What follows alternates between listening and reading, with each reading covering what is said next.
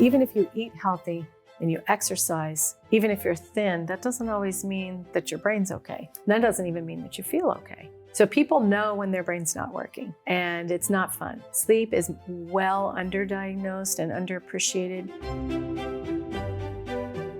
From the Pritikin Longevity Center in Miami, Florida, welcome to the Healthier Everyday podcast, where we talk about your health, your fitness, your mindset, the food you eat, and putting it all together to create an amazing lifestyle. In this episode, we delve into the importance of sleep and its impact on our physical and mental well-being. We explore the connection between sleep and brain function. We also discuss the different steps you can take to get better sleep, including the process of getting a sleep study. Dr. Kristen Farrell-Turner is Pritikin's licensed psychologist. She has published several peer-reviewed articles and teaches multiple classes at Pritikin, helping guests face the challenges and stressors of healthy living. Dr. Danine Fruge has enjoyed teaching and practicing the Pritikin lifestyle for over 20 years. To her patients at Pritikin, Dr. Frugé brings the enthusiasm and expertise of a doctor who practices what she preaches. Enjoy today's episode and don't forget to like and subscribe. When you've had a good night's sleep, you know it. When you've had a bad night's sleep, you know it. And if you could choose, I would say the vast majority would say, I want to go for the one where I feel my best. Absolutely. Makes life easier. Absolutely. And we definitely know that people who have chronic insomnia tend to have, greater likelihood of depression, anxiety disorders, general more difficulty handling stress, in healthy ways, especially. They're more likely, I'm sure you see this too. Yeah. They're more likely, especially if they're tired and stressed, to want to reach for the sugary foods. Comfort. And then, all the comfort foods. Or to try to wake up. Yeah, try to wake up in an effort to kind of feel better, get a Yeah. little more energy. So Unfor- absolutely, sleep affects your mood. Unfortunately, when we eat that way, we often get sleepier because the food kind of crash. We kind of crash. Yeah. Right. Yeah. Right. So it doesn't really work very well either. And what is physically happening with the body when you don't get that sleep? So the brain needs to detox, and it only detoxes in deep restorative stages of sleep. So somebody could be, getting sleep deprived and not have enough time for their brain to detox. It's called lymphatic washing, and it's really an important part of the brain operating the way that it was designed to. So if the brain is not detoxing, it can actually cause death within 7 days. Okay? It can cause psychosis, means a complete break from reality. It's been used in torture, actually, to sleep deprive prisoners of war. Okay, so the brain needs to detox. It doesn't just go offline and do nothing while we're sleeping. Our subconscious and all kinds of other things are still happening. So sleep is critically important just for the very function of the brain. But it affects things like blood pressure. It affects weight. It affects, like we said, mood. It affects the immune system. And beauty rest, have you heard of that one?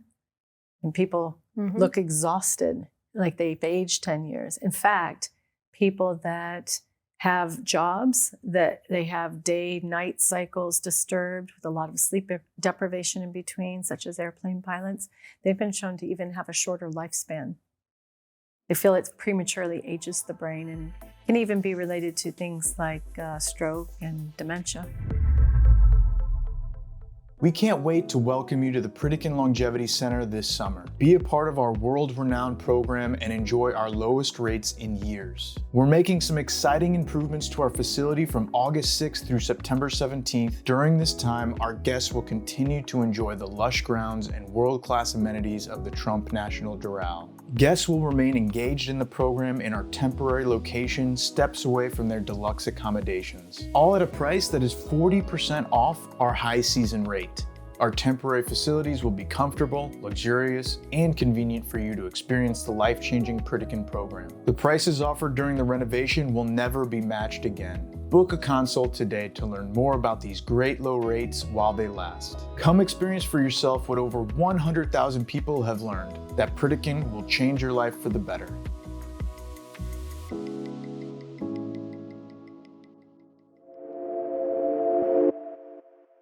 And on that note, with shift workers, even in people who, I've known people who were nurses and they did the night shift. And even if they came back home, then during the day, and they slept 7 or 8 hours or something, what we would consider, okay, and a decent amount of sleep, and they felt like they got enough sleep, they said they never felt as good as they do as when they sleep at night. So the other thing that's really important, you mentioned shift workers, made me think about this too, is not just that amount of time, but if possible, to try to do it with a healthy, sleep-wake routine, so that you're sleeping when it's dark, and then you're up and alert and outside, and when it's light. Of course, people who are shift workers, sometimes they have to be. It's not necessarily their choice to choose those shifts. But if you're not a shift worker, if you have a choice, you're not a nurse who has to work at night, you're not a police officer who has to work at night, a pilot, and you can have a healthy sleep routine, that's huge. You just get so much more rest, and so much more healing during the nighttime hours. I don't know exactly why that is. I don't know if it's the melatonin cycle that helps you get just the better quality sleep and you feel so much better. Maybe that's part of it, but yeah, it has to do with the circadian rhythm. Yeah, there's a day-night cycle. There's a gland in the center of the brain called the pineal gland, and that's the one that secretes melatonin in relation to light. So that was our kind of baseline development, was to go to bed when it's dark, wake up when it's light. But with the advent of modern society and electricity and cell phones, yes, and all kinds of things that distract us Yep. at night, people oftentimes disrupt what was, developed over years and years and years. It seems as though some people can be night owls and be healthy, but the issue is, are you switching from day to night, day to night? If you're always on a nocturnal schedule, like say you're a computer programmer and you are doing the same, going to sleep and waking up, but your sleep is in the day and your job is at night, that doesn't seem to be so much an issue as the people that are flip-flopping between day and night, or trying to participate in daytime things with the rest of the world who's awake during the day while they're still working at night. That's where it really adds up, I think. Kristen, we discussed this and how I liked your approach, like how when you get to know your clients and you discuss their sleeping patterns, and what kind of advice do you give your different clients? It seems like there's no really one right answer. Well, the first place I usually start, if they indicate they're having difficulty falling asleep, staying asleep, or they're kind of waking up too early, waking up and not getting enough sleep, enough rest. The first place I start is just with what we call sleep hygiene, and that's, are you making sure that your environment is comfortable? Your sleeping environment is comfortable, right? Is it dark? Is it reasonably quiet? Are you comfortable there? The temperature is okay. Not too many interruptions. You don't have animals or kids jumping in your bed. There's the environment. Also, what you do. So of course, like not having caffeine late at night, and some people are different. I've known the rare person who can maybe have a cup of caffeinated coffee at 9:00 at night and fall asleep a couple of hours later. So there are people out there who can do that. But if you're having difficulty falling asleep, staying asleep, that's one thing to think about too. Like, are you eating too late? Are you drinking anything caffeinated? Or keeping in mind too, like chocolate has caffeine. Some people might forget about that. So, thinking about those things. So the nighttime habits, having a good healthy nighttime routine, perhaps like something that's calming before you go to bed. Don't watch the news, before you go to bed, things like that. Like maybe read a book that you enjoy. No screens. That's another big one. Ideally, turn off any screens at least an hour or maybe even 2 before you plan to go to bed. So those are just some general things. Alcohol also is worth discussing. Sometimes people who drink alcohol too close to bedtime, they might fall asleep fairly quickly, but then they don't go into the deep sleep, which Dr. Frugé talked about is so important for brain health. But then also they'll report kind of like waking a lot during the night, and it won't be restful sleep. So alcohol is also worth addressing. I'm trying to think what else. Keeping a healthy sleep routine is important. Ideally getting up around the same time every day.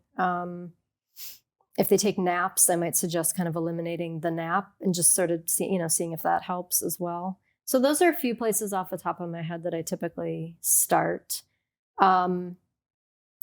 And also, if they're not really tired and they are going to bed, or if they're staying in bed too long, kind of tossing, turning, you know, that tends to just make things worse, because what we don't want to do is associate the bed with anxiety and frustration, right? So if people are laying there too long, not sleeping, getting frustrated, when am I going to fall asleep? Why am I not asleep? What torture? This is terrible. That's a good sign. Just get up out of bed. Ideally, go somewhere else if you can, perhaps out of your bedroom and in the rest of your house. Do something, kind of relaxing, up for a little while, and then maybe head back to bed. But we don't want to spend too long laying in bed, because we don't want the bed to be about frustration and anxiety. And this is so annoying. We want the bed to be about, relaxation. And, so that's another big thing too. I think another kind of big mistake that people make, obviously in hopes that they'll fall asleep, but it ends up backfiring. So that's usually it's the first place I start. And I don't know if I missed anything with sleep hygiene. We do have patients that don't like a quiet room, because that's the first time, unfortunately, they've had to process anything from the day. It's the first time that they've ever had a white noise any... thing could be helpful. Yes, that's where you're going. White noise can be helpful. There are different types of noises that people can use. They can get apps on their phone. They can buy little machines. There's white noise, there's pink noise, there's green noise, there's brown noise, and they help the brain kind of transition from the more awake state to more alpha wave sleep, and transition into the deeper sleep. And that doesn't seem to interrupt with the brain doing its detox during the night. However, if somebody tells me I've got to have a TV to fall asleep, I know what the sleep experts say, and I know it's supposed to be off, but I have to, get my mind from thinking. I would say in that case, have a sleep timer, so that you're just watching it. And then when you finally go to sleep, it doesn't wake you up. Unlike a sleep machine, the TV is up and down and up and down between the commercials and the regular programming. And that can really cause the brain to wake up.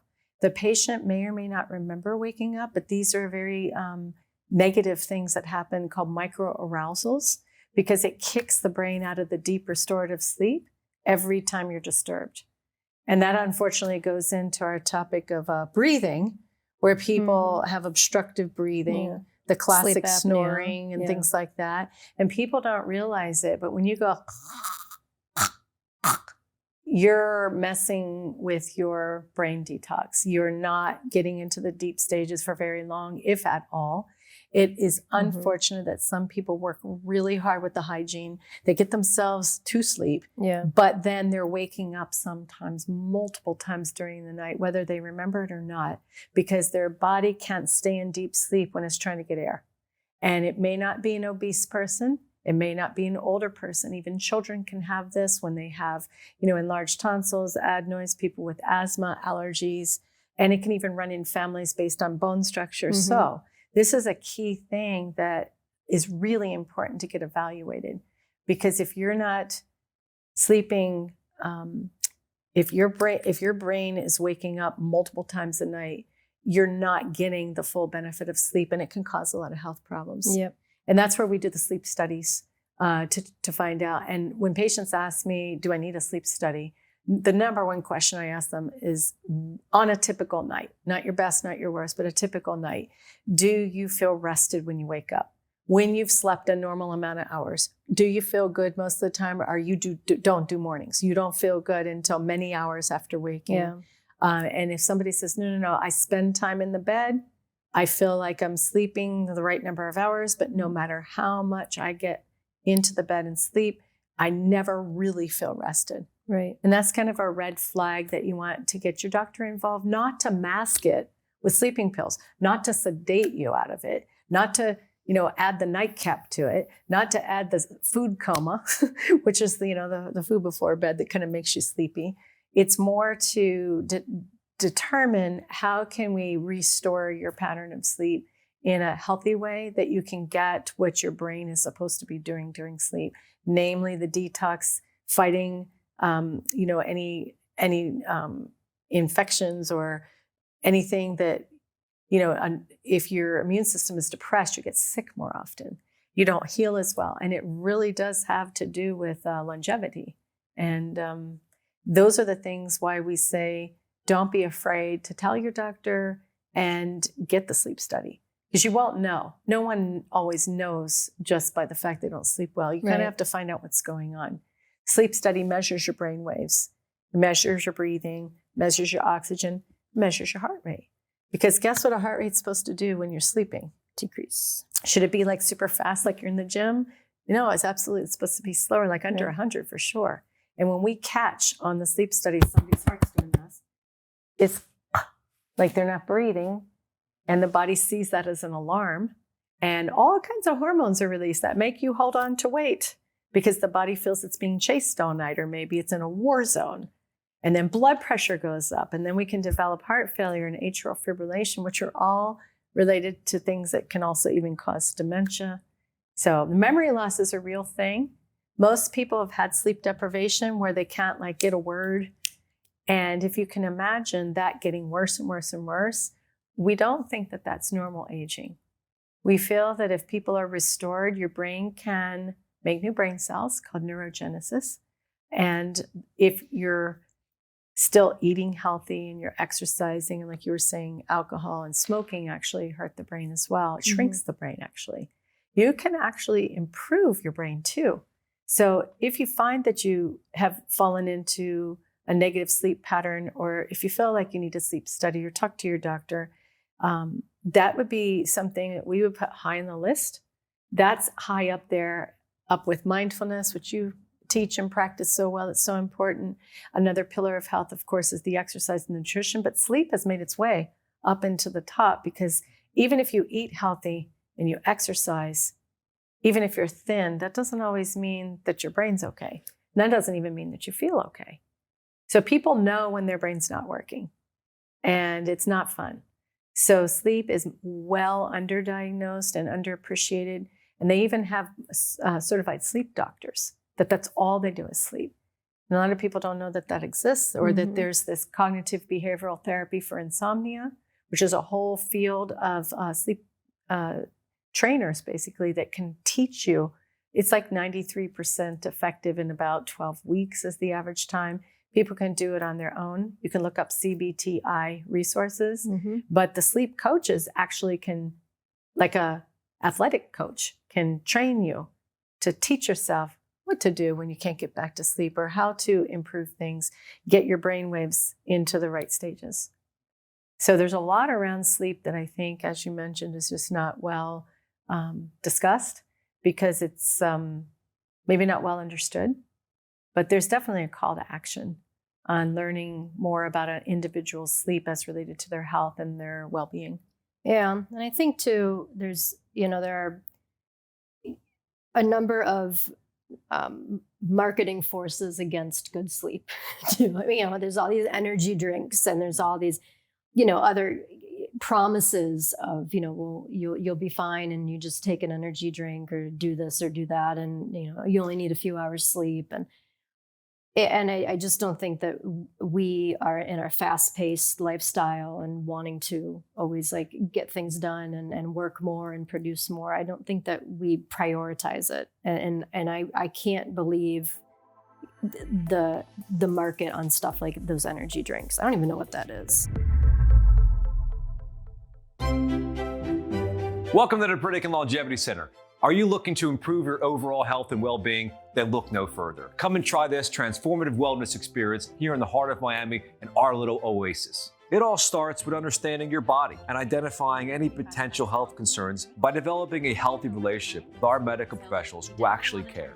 Food is medicine. Our flavorful culinary experience will change the way you feel about healthy eating. With a focus on fresh and whole foods, our chefs and registered dietitians are going to show you that healthy eating doesn't mean sacrificing flavor. With your body fueled, our team of exercise physiologists will work with you to create a personalized fitness plan tailored to your unique needs and goals. Your mindset is just as important as your physical health. You'll learn from licensed psychologists how positivity and resilience will empower you to live your best life.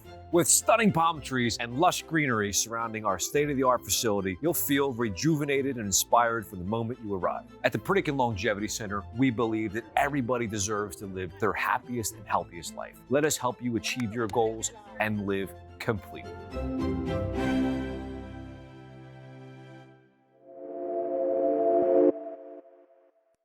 From a kind of a psychological, social psychology perspective, I find it interesting that I just don't think people prioritize sleep as much, or maybe they think it's futile and I'll just never feel that great and there's no way to make this better. And there's just so much of a reliance on these whatever's in these energy drinks or too much caffeine. And I think it almost gets kind of normalized, I think, when really it's not.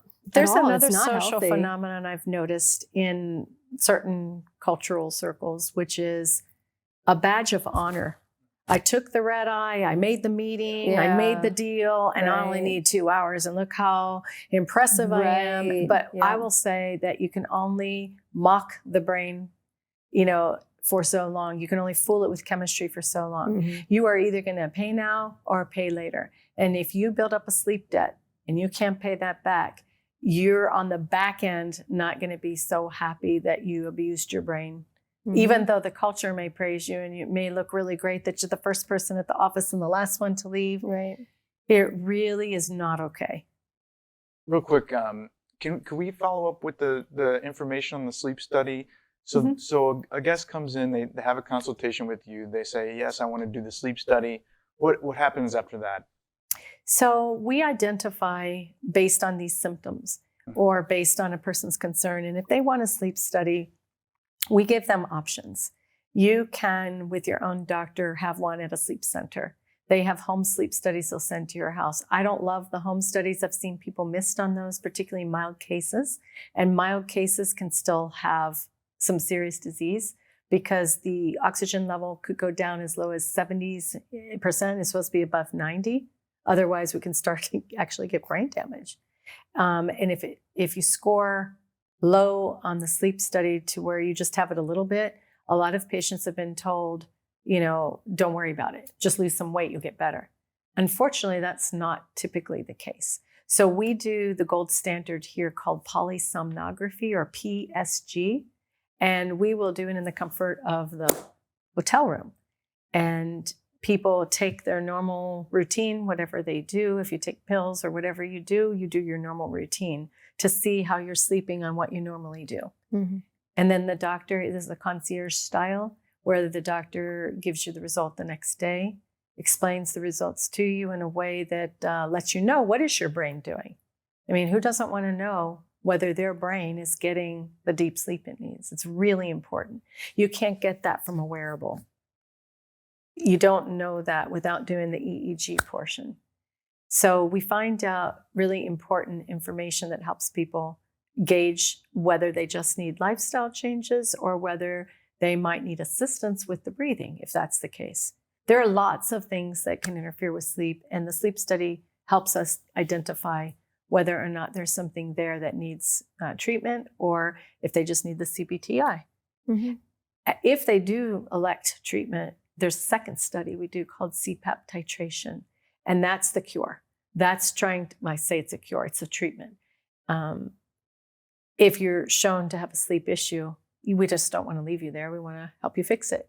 We don't want you to hope for the best. Mm-hmm. We want to show you with the second study that this treatment actually brought your oxygen back up to 90% throughout the night, that your brain got into the deep cycles of sleep where you restore, that your heart rate stayed under 100, and that the equipment was comfortable enough for you to take home and wear, because it does no good if you're not going to use it. And a lot of people are quite overwhelmed by the whole process, kind of scared about going to a sleep center. So doing it here is much more comfortable for a lot of folks because they're in, their own environment. If they need a sleep technician, we have suites that have 2 rooms. So the sleep technician can be there to assist if needed. And then the other thing that's nice is a lot of people, after they get their equipment in a traditional setting at a sleep center, they won't have a lot of follow-up. Maybe something isn't comfortable and it maybe takes them a little while to get through the system to get their assistance. We work with them throughout their stay here so that when they go home, they have confidence and that they're comfortable. Because it takes a little while to get used to something new. And we tell them, don't give up. This is so important for your health. We'll work with you until we get you there. And then whoever monitors your equipment, if that's what you need for your sleep, may need adjustments. Did you know your face changes shape every year? And it's not just beards and hairstyles, and there's just so many things that need to be adjusted. We even have patients that come in here that have had sleep issues that were better and then got worse again. We sometimes have to make adjustments, and we do that as well. So anybody that you know that's having sleep issues, or any patient that we have here, or any guest, what we do is do an evaluation, and we help them determine what they want to do. Nobody forces anybody to do anything. That never works. It's just better to give information, let people come to it when they're ready. It's very similar to stopping smoking in the emotional side of it. You really have to make a commitment to improve your sleep. It's not something that comes easy to most people. It takes some training. There's some skill involved, and you really have to have some persistence. But once you get it, the majority of people say, I should have done this 10 years ago. Is this how the rest of the world feels? Oh my gosh, no wonder people are exercising and eating healthy and going around with a smile on their face with energy. I don't need my energy drink anymore. This is amazing. And I also hear people say, I didn't know I could still feel this good. I had forgotten what it felt like to feel rested. I got so used to doing life tired. I've heard that a lot. Yeah. This is amazing. I'm going to tell all my friends because it's something you want to share. We always say that you share Pritikin with people you want to stay alive with, people that you want to age well with, because when you have something great that's affected your life, you want to share it. That's great. I think it's a great part of the program, and to speak to our physicians, and also to have discussions with our psychologists, and you get answers in with either department.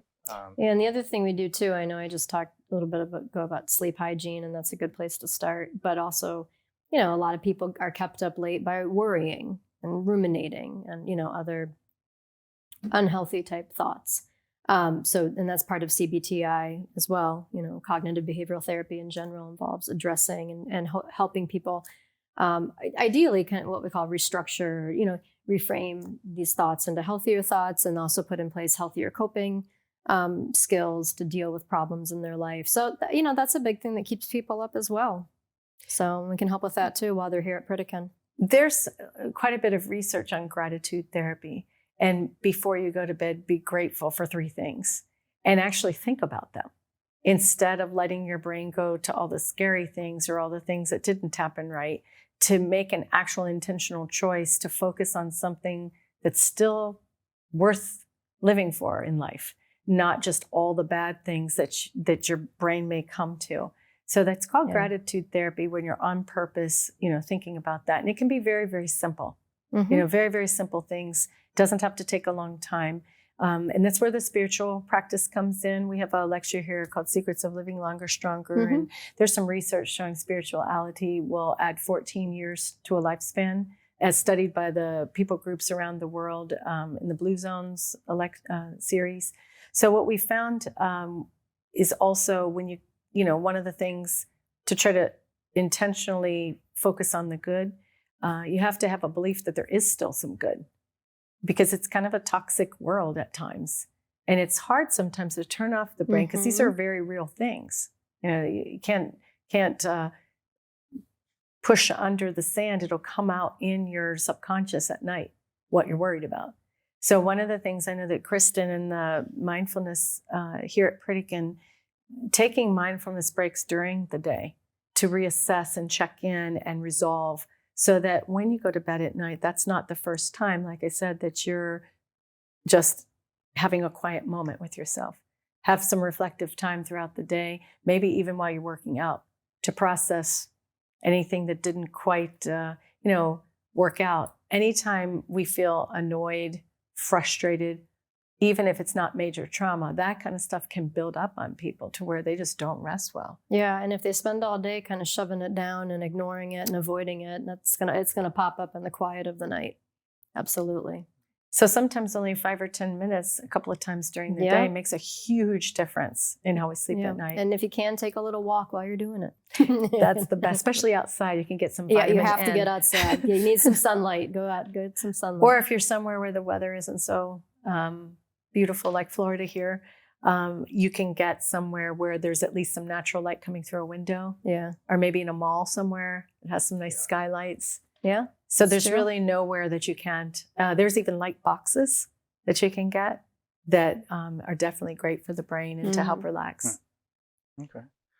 Well, thank you guys. I would like to dive into each one of these, these reasons that our sleep gets interrupted a little bit more. I even like talking about mattresses, and there's that's a situation I'm dealing with now, is finding a good mattress. Well, like she said in the beginning, being comfortable. Yeah. And being comfortable. And it's really important to have a good pillow and, like you said, a good sleep position. Mm-hmm. So we think investing in sleepwear, sleep equipment, making things comfortable in your room, that's a priority. That's not a luxury. That's a health priority. And on that note, I mean, really, really quickly, I know we don't have a lot of time. If you're in chronic pain, I mean, this may or may not have anything to do with your mattress or pillow or sleep position, but it might. And that's something else that you need to deal with as well, because chronic pain can keep people up late at night too. And I just thought of that when you're talking about, and and if you have a pillow that can help with it. I mean, all of these things are all little pieces, but they all matter. We have a biomechanical specialist here. Yeah, they should see really Frank helps.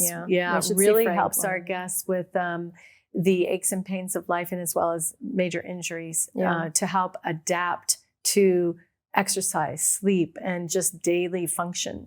So that's worth an evaluation for sure. That's pretty unique to Pritikin. There's not a lot of that available out there in the general community. I would also say sleep medicines, just as another topic for the future. Taking a sleep medicine that knocks you out doesn't mean you're necessarily getting good sleep. Right. So we have to be careful. Medicine does have its place, and there's a lot we can talk about around that. Melatonin is considered natural, as long as that's all that's in it. But melatonin can augment, but melatonin's not going to knock you out if you're in the middle of a important report, and then all of a sudden it's 11:39, I want to go to sleep right this second. Take my melatonin. It doesn't work that way. You want to change, the lighting, lower the noise, decrease the brain activity to the point where you're not doing any higher order thinking, and you're kind of not dealing with anything emotional, and you're kind of transitioning yourself to a nice sleep state. That's when melatonin works well. So we can talk about that another time as well. I just want to make sure that people know that just because you pass out and you are knocked out generally doesn't mean that you're going into the best stages of sleep, and your brain's not getting that advantage.